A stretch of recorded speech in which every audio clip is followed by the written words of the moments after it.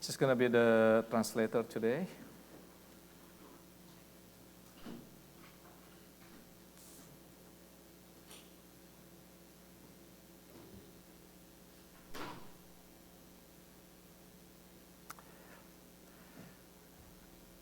Saudara yang dikasihi Tuhan, tahun 2024 adalah tahun transisi di mana kita akan menghadapi banyak perubahan.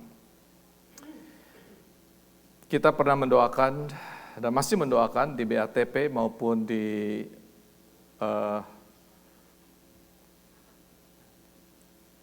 BRNR untuk keadaan politik di Indonesia, Venezuela, juga di US, karena di tahun ini diselenggarakan pemilihan presiden dan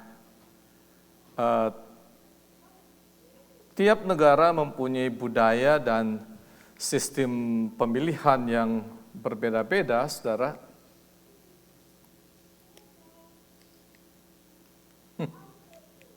Oke. Saudara, di Indonesia pemilu 2024 ini adalah yang paling buruk dan brutal sepanjang sejarah, setidaknya selama 9 kali saya ikut memberikan, ikut nyoblos begitu, ikut memberikan suara, tapi tahun ini adalah pemilu dengan tingkat kecurangan yang sangat masif karena terjadi di berbagai jenjang penyelenggaraan kenegaraan dengan berbagai metode kecurangan sampai lembaga penegak hukum pun diintervensi sedemikian rupa. Hal menarik yang mau saya soroti, saudara, dalam ilustrasi ini adalah orang-orang bayaran yang dikerahkan untuk berkampanye. Mereka berganti-ganti kaos, kaos partai, dan berteriak-teriak untuk paslon yang diusung partai tertentu tanpa peduli program apa yang sedang diusung. Yang penting mereka dapat kaos gratis, makan siang gratis, dan pulang menerima uang dalam envelope. Besoknya ia melakukan hal yang sama dengan kaos yang berbeda. Berteriak sesuai dengan komando, yang penting dapat kaos, makan siang, dan dibayar. Nah, saudara, jumlah pemilih yang tidak cerdas seperti ini masih mendominasi di Indonesia. Sehingga suara mereka gampang dibeli. Apalagi kalau menerima paket sembako dengan gambar paslon dan menjelang fajar di hari pemilihan, mereka menerima envelope berisi uang dengan pesan pilih pasangan tertentu, maka itu pun dilakukan. Apa yang diteriakkan bisa sangat berbeda dengan apa yang ada di dalam hati. Begitu gampang berubah, yang penting ada sembako dan envelope. Soal kebenaran, di mana di dalamnya ada unsur kejujuran dan keadilan, jauh dari benak mereka. Nah, istilah umum di Indonesia adalah lain di hati, lain di mulut. Nah, saudara yang dikasihi Tuhan, hari ini kita membaca Roma pasal 10-15, LAI memberikan judul kebenaran karena iman. Nah, pada perikop ini Paulus sedang menjelaskan tentang problematik kebenaran, righteousness. Dan di ayat 4 Paulus mengatakan sebab Kristus adalah kegenapan hukum Taurat, sehingga kebenaran diperoleh tiap-tiap orang yang percaya. Nah, ayat ini saudara merupakan kesimpulan dari perikop sebelumnya. Di Roma 9 ayat 30 sampai 10 ayat yang keempat. Paulus menjelaskan bahwa Taurat yang dinyatakan oleh Musa kepada umat Israel sesungguhnya akan mendatangkan kebenaran bagi mereka yang melakukannya. Tetapi umat Israel tidak memperoleh kebenaran itu karena mereka hanya menekankan perbuatan, maksudnya tindakan lahiriah yang tidak disertai dengan iman. Sekalipun umat Israel atau orang-orang Yahudi, saudara-saudara, Paulus ini telah sungguh-sungguh giat untuk Allah, tetapi sayangnya mereka tidak melakukannya dengan pengertian yang benar. Pengertian yang berasal dari Allah sendiri, melainkan hanya bersumber dari pengertiannya sendiri. Akibatnya mereka hanya berusaha dengan giat melakukan Taurat, namun hanya dengan kedagingan, tanpa iman atau tidak di dalam roh. Hanya mengikuti aturan-aturan lahiriah, sehingga jatuh pada sikap legalistik, saudara. Mungkin ini bisa menjadi contoh, saudara. Sudah beberapa tahun kita membiasakan diri untuk berpuasa di masa Minggu Prapaskah. Tujuan utama dari melaksanakan kedisiplinan rohani ini adalah untuk menghayati kesengsaraan Yesus dan meningkatkan kasih kita kepada Tuhan. Melatih diri untuk mengendalikan diri dengan selalu memikirkan apa-apa yang dari roh. Sehingga spiritualitas kita semakin hari semakin bertumbuh. Itu tujuannya, saudara-saudara. Tapi tidak jarang kita dalam berpuasa, kita hanya berpikir dan bertanya begini. Pastor, puasanya dari jam berapa sampai jam berapa? Puasanya jenis puasa apa, Pastor? Saya mau puasa sayur, boleh enggak? Saya mau puasa yang manis-manis dan karbo, supaya berat badan turun.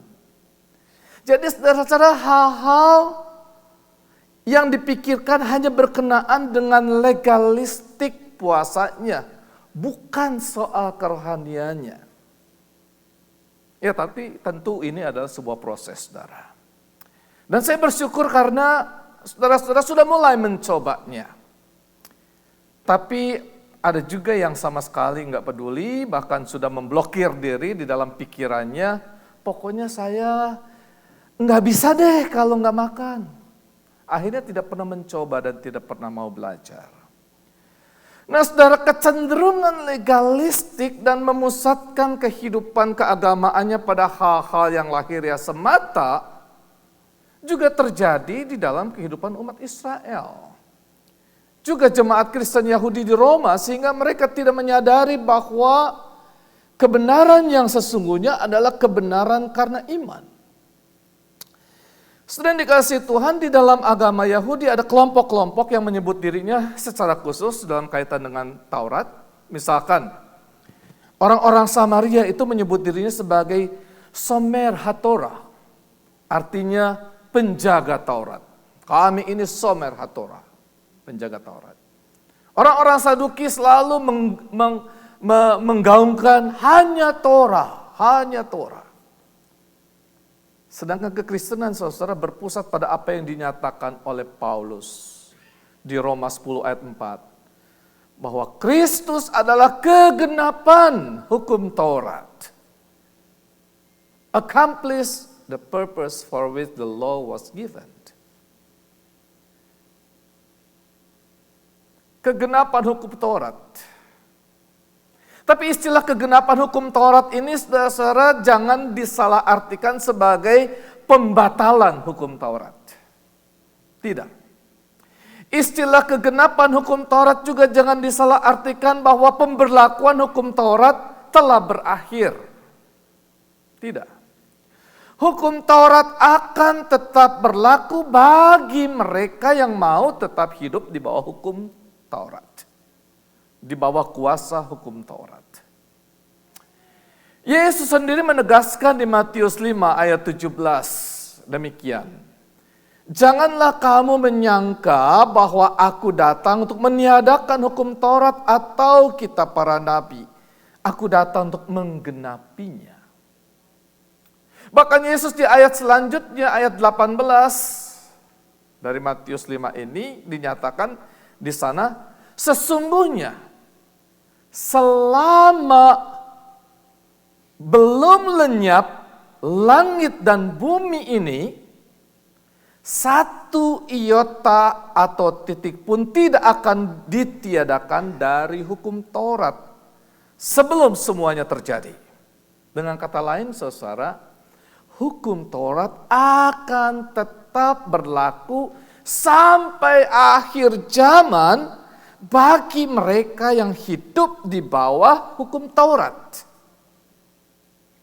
Kalau Yesus datang untuk menggenapi, itu berarti bahwa apa yang dituntut hukum Taurat, semuanya telah dipenuhi sepenuhnya di dalam Yesus Kristus.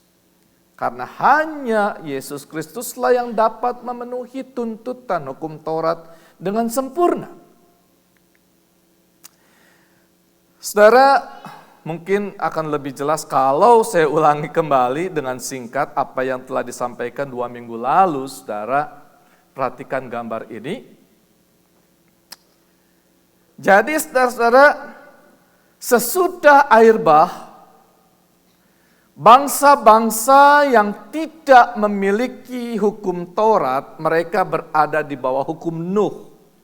Itu yang disebut dengan Sheva Mitzvah Bnei Noah. 7 hukum Nuh buat keturunan Nuh ya. Dan itu berlaku sampai akhir zaman. Di saat pengadilan terakhir dilakukan. Namun orang-orang Israel atau orang-orang Yahudi yang telah menerima hukum Taurat dan hidup di bawah hukum Taurat, maka Taurat akan tetap berlaku sampai akhir zaman. Dan Yesus mengatakan sebelum lenyap langit dan bumi, dan mereka akan menghadapi pengadilan terakhir. Akan tetapi kini hukum Taurat yang adalah bayang-bayang dari kebenaran yang sesungguhnya, yaitu kebenaran karena iman di dalam Yesus Kristus yang telah menggenapinya, maka setiap orang yang percaya kepadanya akan menerima kebenaran berdasarkan iman, bukan perbuatan. Dan kepada mereka yang menundukkan dirinya di bawah kasih karunia Yesus Kristus, maka sengat maut yaitu dosa tidak lagi berkuasa atas dirinya. 1 Korintus 15 ayat 55-56. Karena itu saudara, mereka yang berada di bawah kasih karunia, mereka tidak akan mengalami penghakiman terakhir, melainkan mengalami kebangkitan dan pengangkatan untuk bertemu Yesus Kristus di awan-awan. Bahkan mereka akan ikut memerintah bersama-sama dengan Yesus Kristus di masa kerajaan 1000 tahun, Millennial Kingdom. Nah, saudara yang dikasihi Tuhan, sekalipun di ayat 5 yang kita baca dari perikop hari ini, Paulus mengatakan sebab Musa menulis tentang kebenaran karena hukum Taurat, orang yang melakukannya akan hidup karenanya. Jelas di sini saudara terdapat penekanan bahwa kebenaran berdasarkan hukum Taurat hanya bisa diperoleh manakala seseorang melakukan hukum Taurat itu dengan sempurna. Dan memang Tuhan memberikan hukum Taurat kepada umat Israel di Gunung Sinai melalui Musa, agar setiap orang yang melakukannya dapat hidup karenanya. Akan tetapi Paulus menyadari betul, saudara, bahwa ternyata semua manusia telah jatuh ke dalam dosa dan telah kehilangan kemuliaan Allah. Karena itu kecenderungan manusia yang telah tunduk di bawah kuasa dosa ini selalu melahirkan dosa dan dosa lagi melalui pikiran, perkataan, dan perbuatannya.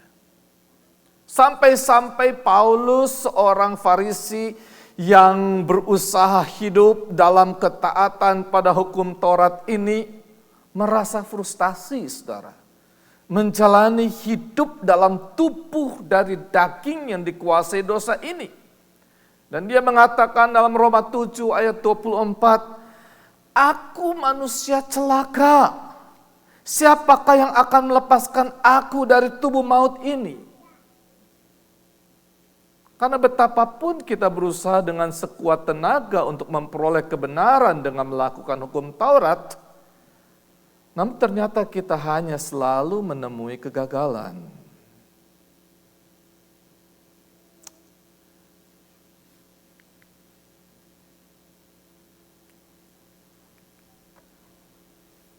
Namun kemudian Paulus berjumpa Yesus. Di dalam perjalanannya menuju Damsyik. Perjumpaannya dengan Yesus Kristus dalam sinar yang menyilaukan menjadi titik awal hidupnya yang baru. Seperti seorang anak yang dilahirkan kembali menjadi manusia baru, saudara. Sehingga di dalam Roma pasal 7 ayat 25 ia bisa berkata, "Syukur kepada Allah oleh Yesus Kristus Tuhan kita." Perjumpaan dengan Yesus Kristus saat Paulus dalam perjalanan menuju Damsyik telah mengubah paradigma tentang siapa Yesus sesungguhnya. Mungkin saudara sebelumnya Paulus hanya mengetahui Yesus sebagai seorang penghujat yang telah disalib, namun jenazahnya dicuri oleh murid-muridnya, seperti yang difitnahkan para imam kepala di Bait Allah. Namun perjumpaannya dengan Yesus Kristus yang hidup sungguh telah mengubah jalan hidupnya 180 derajat, saudara. Sekalipun Paulus mungkin tidak pernah mengalami perjumpaan dengan Yesus Kristus sebelumnya, namun kini ia telah berjumpa dengan Yesus Kristus yang telah bangkit dan hidup. Perjumpaan ini membuka mata hatinya untuk mengenal kebenaran yang sejati.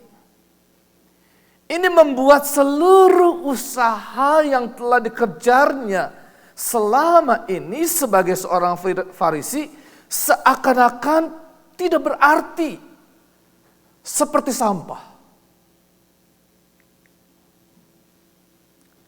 Di dalam Filipi 3 ayat 7-9 dia mengatakan, "Tetapi apa yang dahulu merupakan keuntungan bagiku, sekarang kuanggap rugi karena Yesus Kristus. Malahan segala sesuatu kuanggap rugi karena pengenalan akan Kristus Yesus Tuhanku lebih mulia daripada semuanya. Oleh karena dialah aku telah melepaskan semuanya itu dan menganggapnya sampah, supaya aku memperoleh Kristus dan berada dalam Dia bukan dengan kebenaranku sendiri karena mentaati hukum Taurat, melainkan dengan kebenaran karena kepercayaan kepada Kristus." Ini kebenaran karena iman, yaitu kebenaran yang Allah anugerahkan berdasarkan kepercayaan. Inilah saudara kebenaran karena iman. Saudara, mari kita lanjutkan apa yang telah kita baca hari ini. Roma 10 ayat 6-8 dikatakan di sana, "Tetapi kebenaran karena iman berkata demikian. Jangan katakan di dalam hatimu siapakah akan naik ke sorga, yaitu untuk membawa Yesus turun, atau siapakah yang akan turun ke jurang maut untuk membawa Kristus naik dari antara orang mati. Tetapi apakah katanya, ini firman itu dekat kepadamu, yakni di dalam mulutmu dan di dalam hatimu. Itulah firman iman yang kami beritakan."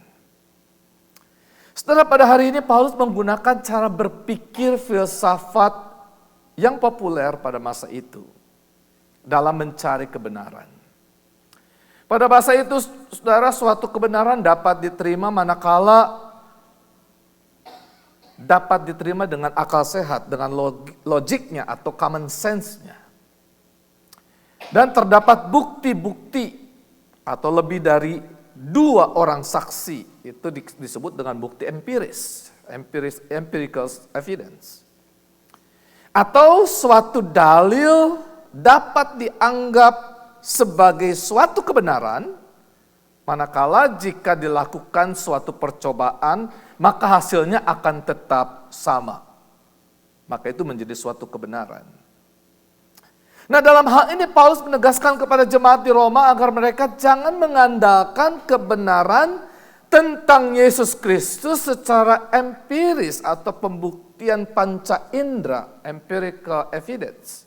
Sehingga mesti ada orang yang disuruh naik ke sorga dulu dan membawa Yesus turun. Ataupun seseorang disuruh turun ke dunia orang mati dulu untuk membawa Yesus naik. Pembuktian tentang kebenaran seperti itu tidak perlu lagi dilakukan. Sekalipun Paulus sendiri telah mengalami perjumpaan secara pribadi dengan Yesus yang telah bangkit dan hidup. Namun di sini saudara, Paulus mau menegaskan bahwa kebenaran juga bisa diperoleh karena kita percaya. Percaya pada apa? Tentu suatu kebenaran bisa dianggap suatu kebenaran manakala terdapat saksi-saksi mata. Yang pertama tentu dari kesaksian para rasul, murid-murid Yesus, dan pengalaman pribadi Paulus sendiri. Dan mereka semua jumlahnya lebih dari 500 orang telah menjadi bukti yang sahih tentang kebenaran itu. Namun demikian, setelah di ayat 8, Paulus juga mau agar jemaat di Roma menyadari bahwa sesungguhnya Yesus sang firman yang hidup, ia juga akan menjadi sumber kebenaran di setiap hati orang percaya. Bila mereka membuka diri dan percaya, itulah firman iman. Bagaimana cara kita memperoleh kebenaran karena iman ini? Paulus, saudara, di ayat 9 dan 10, sebab jika kamu mengaku dengan mulutmu bahwa Yesus adalah Tuhan dan percaya dalam hatimu bahwa Allah telah membangkitkan Dia dari antara orang mati, maka kamu akan diselamatkan karena dengan hati orang percaya dan dibenarkan dan dengan mulut orang mengaku dan diselamatkan. Jadi, saudara, keselamatan di dalam Kristus akan kita peroleh manakala kita bersedia mengaku dengan mulut kita bahwa Yesus adalah Tuhan. Tentu pengakuan ini merupakan deklarasi yang harus disaksikan minimal oleh 2 orang.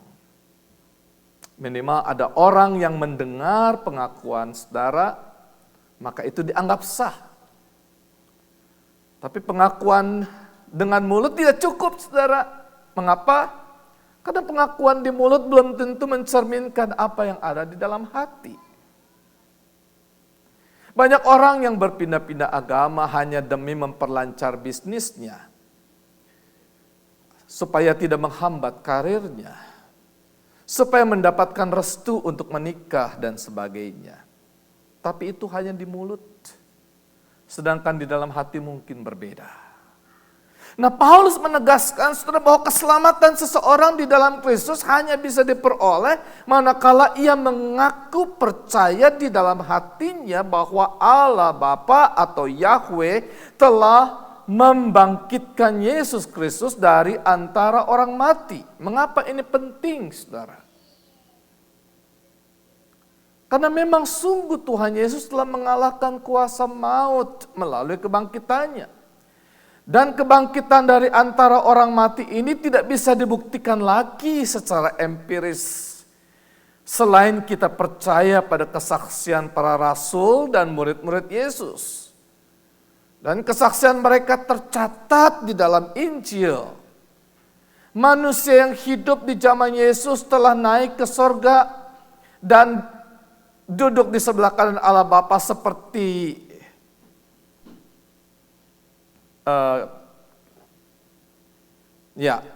kita saat ini, kita tidak hidup lagi di zaman Yesus, karena Yesus sudah naik ke sorga.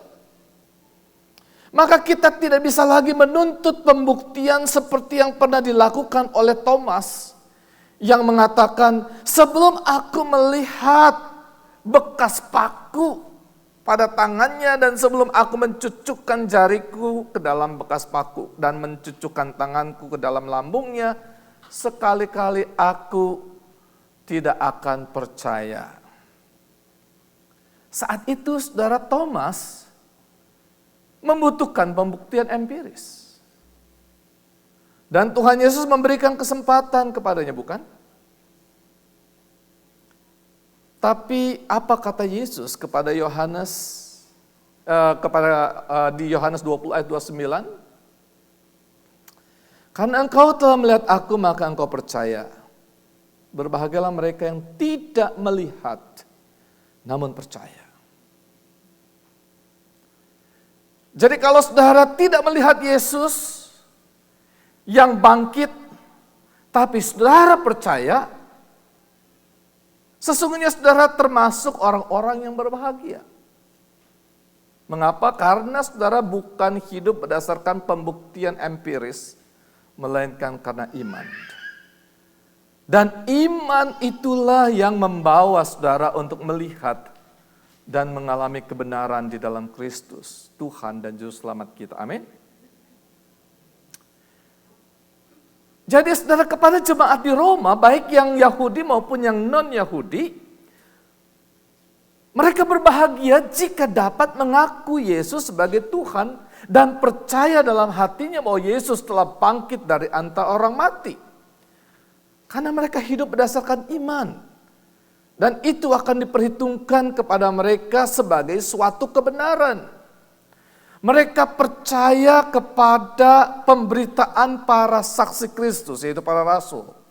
Bukan hanya mereka saja yang telah menyaksikan kebangkitan Yesus Kristus, tetapi Paulus juga dianugerahkan kesempatan yang istimewa, boleh berjumpa dengan Yesus Kristus yang hidup dan berkuasa. Ia dicelikkan dari matanya yang buta. Bukan hanya mata jasmaninya saja, melainkan juga mata rohaninya. Dicelikkan sehingga ia dapat berjumpa dan mengenal Yesus Kristus Tuhan dan Juru Selamatnya.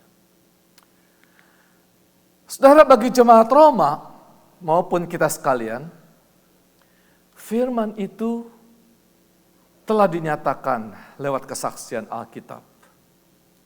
Jika kita mengaku dan percaya, maka Yesus Kristus hadir di hati kita dalam bentuk roh dan firman. Karena itu Paulus menegaskan di ayat 11 sampai 13, karena kitab suci berkata, barang siapa yang percaya kepada Dia tidak akan dipermalukan. Sebab tidak ada perbedaan antara orang Yahudi dan orang Yunani. Karena Allah yang satu itu adalah Tuhan dari semua orang, kaya bagi semua orang yang berseru kepadanya. Sebab barang siapa yang berseru kepada nama Tuhan akan diselamatkan. Saudara yang dikasihi Tuhan, lihat ayat 11 ini, saudara. Barang siapa yang percaya kepada Dia tidak akan dipermalukan. Pada bagian sebelumnya di pasal 4, Paulus menegaskan bahwa Abraham dibenarkan karena iman. Ya, di pasal 4 ayat 3 dikatakan di sana, lalu percayalah Abraham kepada Tuhan dan Tuhan memperhitungkan hal itu kepadanya sebagai kebenaran. Ingat juga saudara, Ibrani 11 ayat 1 mengatakan iman adalah dasar dari segala sesuatu yang kita harapkan dan bukti dari segala sesuatu yang tidak kita lihat. Jadi, sekalipun Abraham belum melihat tanah perjanjian, belum melihat keturunannya yang akan menjadi bangsa yang besar, belum melihat bahwa dari keturunannya akan menjadi berkat bagi bangsa-bangsa, namun karena ia percaya atau beriman, maka itu diperhitungkan sebagai kebenaran. Saudara, ini pula lah yang menjadi janji Tuhan kepada kita sekalian. Sekalipun pada saat ini banyak orang yang meragukan ketuhanan Yesus dan meragukan kebangkitannya, bahkan menyelewengkan berita Injil ini dengan berbagai argumen, entah berdasarkan sains ataupun otoritas agama pewahyuan. Ingat saudara bahwa roh antikristus itu telah bekerja sejak dulu sampai sekarang untuk menyesatkan. Saudara silakan baca selengkapnya di perikop 1 Yohanes 4 ya, ayat 1 sampai 6. Jadi di sana saudara bisa baca bagaimana roh antikristus itu. Nah, jika kita tahan uji dan tetap percaya, maka sebagaimana Paulus katakan di Roma 5 ayat 5, dan pengharapan itu tidak mengecewakan. Karena kasih Allah telah dicurahkan di dalam hati kita oleh Roh Kudus yang telah dianugerahkan kepada kita. Amin, saudara. Saudara yang dikasihi Tuhan, ditegaskan kembali di ayat 13 yang kita baca ini. Yang saya garis bawahi sana. Sebab barang siapa berseru kepada nama Tuhan akan diselamatkan. For everyone who calls on the name of the Lord will be saved.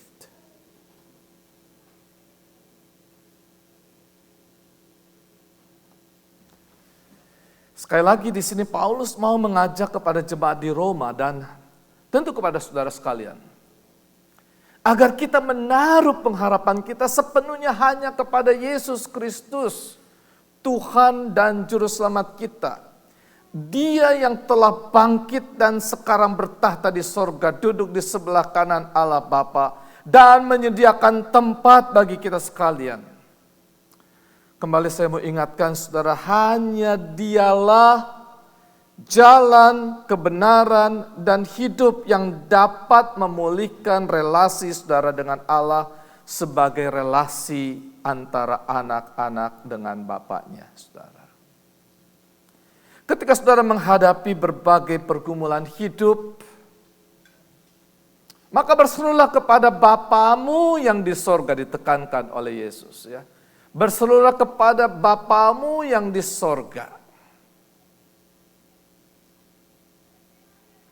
Dan janji Tuhan Yesus yang begitu indah dikatakan dalam Yohanes 15:16, bukan kamu yang memilih aku, tetapi akulah yang memilih kamu, dan aku telah menetapkan kamu supaya kamu pergi dan menghasilkan buah, dan buahmu itu tetap, supaya apa yang kamu minta kepada Bapa dalam namaku diberikannya kepadamu. Sungguh indah saudara janji Tuhan ini, bukan? Dan setiap perkara dan pergumulan yang saudara hadapi, berserulah kepada Bapamu yang di sorga di dalam nama Yesus. Maka Dia akan memberikannya kepadamu. Itu suatu jaminan yang membuat kita tidak takut lagi, karena kita tahu Bapa di sorga memelihara hidup kita sekalian. Tapi jangan hanya membaca bagian itu saja, saudara. Kita harus perhatikan ayat ini selengkapnya. Bahwa Yesus menghendaki supaya kita pergi dan menghasilkan buah. Dan buahmu itu tetap. You might go and bear fruit. Fruit that will last. Karena itu di perikop yang kita baca hari ini, Paulus kembali mengulangi bahwa soal tugas dan tanggung jawab kita sebagai orang-orang yang telah dibenarkan di dalam iman. Ayat 14, 15. Tetapi bagaimana mereka dapat berseru kepadanya jika mereka tidak percaya kepada Dia? Bagaimana mereka dapat percaya kepada Dia jika mereka tidak mendengar tentang Dia? Bagaimana mereka mendengar tentang Dia jika tidak ada yang memberitakannya? Dan bagaimana mereka dapat memberitakannya jika mereka tidak diutus, seperti ada tertulis, betapa indahnya kedatangan mereka yang membawa kabar baik. How beautiful are the feet of those who bring good news. Saudara yang dikasihi Tuhan, dalam beberapa minggu ini, saudara, kita telah berulang kali kita membahas mengenai konsep predestinasi. Kadang masih terjebak, saudara, dengan perdebatan dalam konsep lama, seakan ada orang yang telah ditentukan semula untuk diselamatkan, sehingga konsekuensi logisnya ada orang yang ditentukan untuk tidak diselamatkan. Itu perdebatan lama, saudara, karena tidak membaca ayat ini secara lengkap. Padahal Paulus berbicara tentang predestinasi itu dalam rangka pemanggilan orang-orang pilihan untuk menjadi serupa dengan anaknya, Yesus Kristus, yakni menjadi serupa di dalam penderitaan dan kemuliaannya. Benar, saudara, bahwa di dalam Yesus Kristus ada jaminan keselamatan dan tentu kita bersyukur karenanya. Akan tetapi tidak berhenti di situ. Karena pemilihan dan penentuan kita juga adalah dalam rangka memberitakan kebenaran karena iman ini. Supaya orang-orang dapat mendengar dan menjadi percaya. Sehingga mereka dapat berseru. Karena itu Paulus menggambarkan betapa indahnya kedatangan mereka. Termasuk saudara semua yang membawa kabar baik. Apa sesungguhnya isi kabar baik ini? Yaitu kebenaran karena iman di dalam Yesus Kristus. Jika mereka dapat mengaku Yesus sebagai Tuhan dan percaya dalam hatinya bahwa Allah telah membangkitkan Yesus dari antara orang mati, maka mereka tidak perlu lagi mengandalkan kebenarannya dengan melakukan hukum Taurat. Mereka tidak harus lagi hidup di dalam kekhawatiran akan penghakiman terakhir, di mana setiap orang akan diadili menurut perbuatannya. Karena di dalam Kristus kita telah dibenarkan karena iman. Nah, setelah dikasihi Tuhan, sebelum saya menyampaikan aplikasi hari ini, saya mau sampaikan beberapa kesimpulan singkat dari apa yang telah kita renungkan hari ini. Kristus adalah kegenapan hukum Taurat. Tapi ini bukan berarti membatalkan atau meniadakan hukum Taurat. Mereka yang mengandalkan kebenarannya dengan melakukan hukum Taurat, maka mereka masih hidup di bawah kuasa hukum Taurat sampai penghakiman terakhir tiba dan mengadili setiap orang menurut perbuatannya. Yang kedua, saudara, kebenaran karena iman tidak lagi didasarkan pada perbuatannya, melainkan didasarkan oleh iman kepada Yesus Kristus yang telah menggenapi hukum Taurat. Kebenaran karena iman tidak membutuhkan pembuktian empiris, karena iman itu sendiri adalah bukti dari apa yang kita harapkan dan dari segala sesuatu yang tidak kita lihat. Dan pengharapan di dalam Kristus tidak mengecewakan atau kita tidak akan dipermalukan. Setiap orang yang telah dipilih dan ditentukan dari semula untuk menjadi serupa dengan gambaran anaknya, baik dalam penderitaan dan kemuliaannya, maka kita diutus untuk memberitakan kabar baik itu, supaya orang dapat percaya dan berseru dalam nama Tuhan dan diselamatkan. Nah, saudara yang dikasihi Tuhan, untuk aplikasi hari ini saya mau fokuskan pada tugas panggilan untuk memberitakan, saudara. Beberapa perlu diperhatikan di sini, saudara. Yang pertama adalah setiap orang percaya itu memiliki tanggung jawab untuk pergi memberitakan kabar baik ini kepada siapapun, dengan cara apapun, supaya semakin banyak orang yang mendengarkannya. Dengan cara itulah saudara menghasilkan buah. Tetapi apakah mereka yang telah mendengar kabar baik itu akan percaya atau tidak? Itu bukan bukan urusan kita, tetapi sepenuhnya urusan Roh Kudus. Dan orang tersebut untuk merespon kabar baik yang telah didengarnya. Kalau dia percaya, tentu saudara akan ikut bersuka cita. Kalaupun tidak, saudara jangan menganggap itu sebagai suatu kegagalan.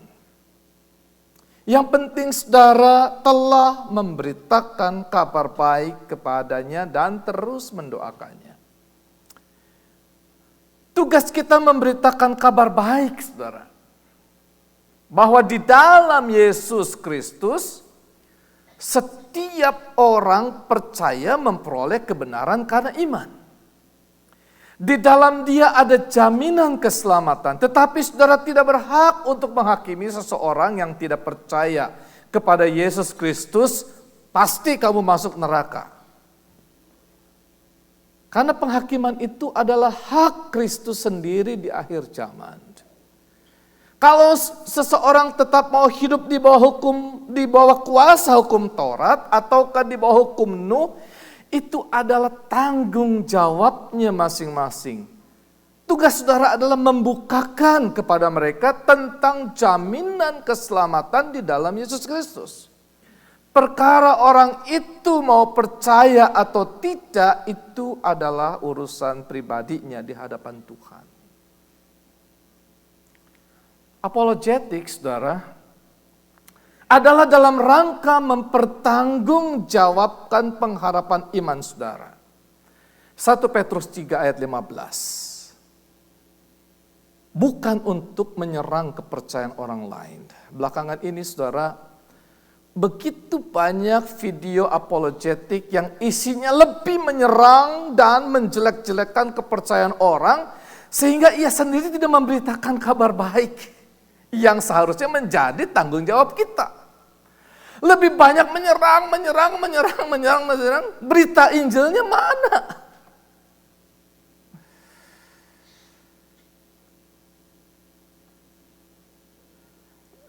Nah saudara, amanat agung dari Tuhan Yesus di Matius 28 lebih bersifat misional.